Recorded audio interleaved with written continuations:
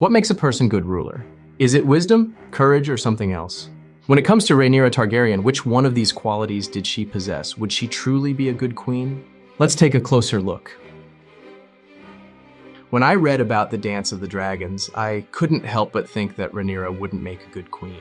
She was spiteful, jealous, and lustful woman, and her only basis for succession was her father's words. She lacked a strong sense of duty, and her personal desires led her to make a lot of poor choices. Yes, she was in a disadvantaged position in the world of Westeros because she was the chosen heir and a woman, and these factors worked against her. However, despite these challenging circumstances, she struggled to embrace her role and fulfill her responsibilities. Being a king or queen is a grave responsibility, and it requires a potential ruler to possess a developed sense of duty so that they can act in the best interests of the realm. As a great man once said, with great power comes great responsibility. But the problem with Rhaenyra is that she has no sense of duty and often flouts her responsibilities.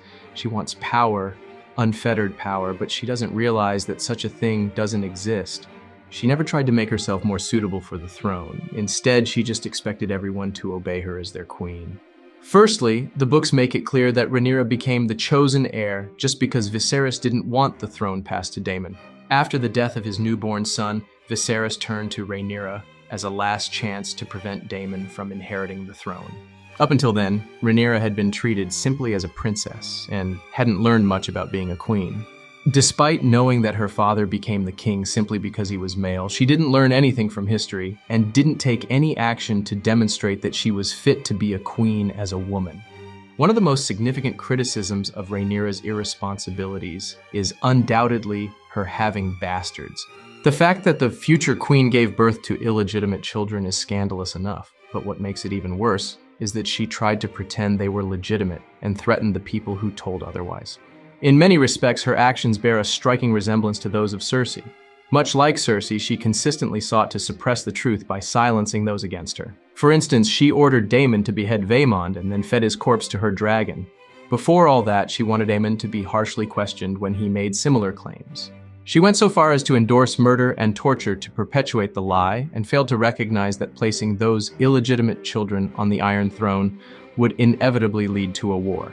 Both her and Cersei were reckless enough to give birth to 3 ridiculously suspicious-looking kids. But at least Cersei could say that the kids look like her, not Robert.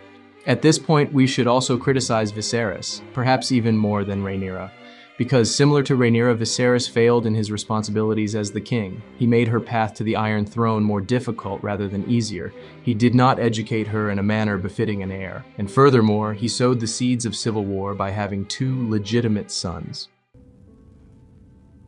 I'm sorry, Rhaenyra. I have wasted the years since you were born, wanting for a son.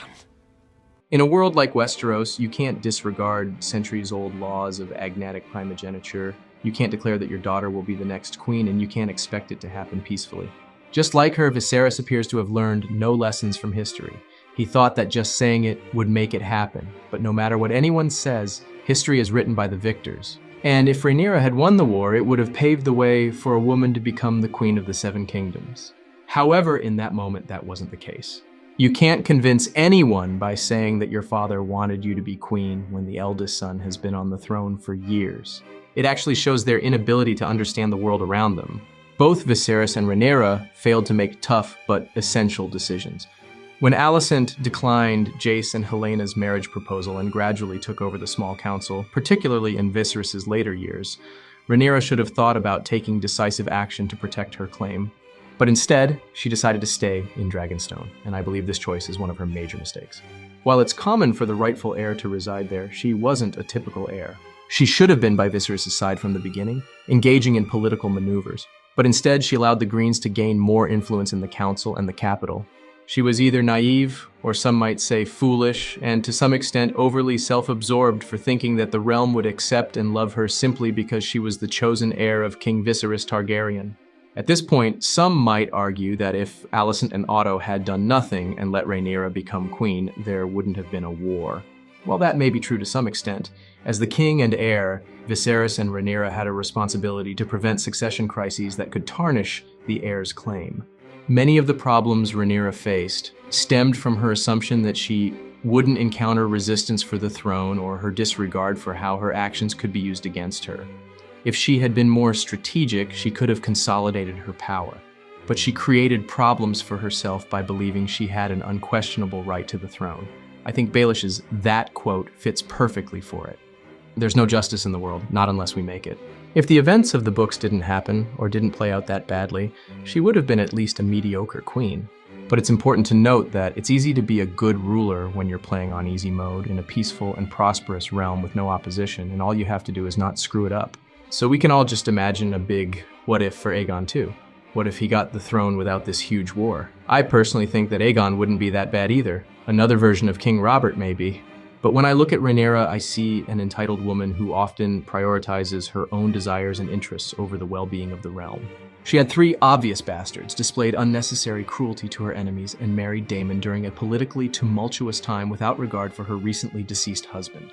Above all else, she consistently avoids putting herself in harm's way to advance her cause, leading to disastrous consequences such as Rhaenys's death. Moreover, she doesn't know how to please and get along with those around her, often appearing stubborn and spiteful. She lacks skills in navigating political situations, she's not adept at fighting or commanding, and she fails to effectively utilize people who could support her. She doesn't seem to have a clear plan in her mind. And when her carelessness combined with her growing paranoia following the loss of her children, it became evident that she could no longer be a good queen. In her short time in King's Landing, she began to see enemies all around her and couldn't handle the pressures of being a queen. Her attempt to imprison Adam Valerion solely based on insanity and paranoia is a clear example of her unsuitability for the throne. She is a woman who sought power for its own sake, believing it was her rightful claim. A similar sense of entitlement can be seen in Daenerys as well. You can check out my Daenerys video above, where I delve into that aspect of her character. At the end of the day, the books may have a bunch of rumors that sometimes exaggerate it a lot, but still, there is a reason why she's called Maegor with teats. While King's Landing was suffering from starvation, she hosted an extravagant party for her son Joffrey's birthday. She increased taxes and earned the nickname Maegor with teats, reflecting her all-harsh actions without remorse. She never cared enough about the realm and its people, and she always prioritized her own desires. This is why I believe Rhaenyra could never be a good queen. So if you've made it this far, thank you so much for watching. If you enjoyed the video, I'd really appreciate if you could leave a comment, give a like, and click to subscribe. Your support will greatly help the mysterious algorithm works its magic. And if you want to support me personally, you can join the channel by using the join button. See you next time.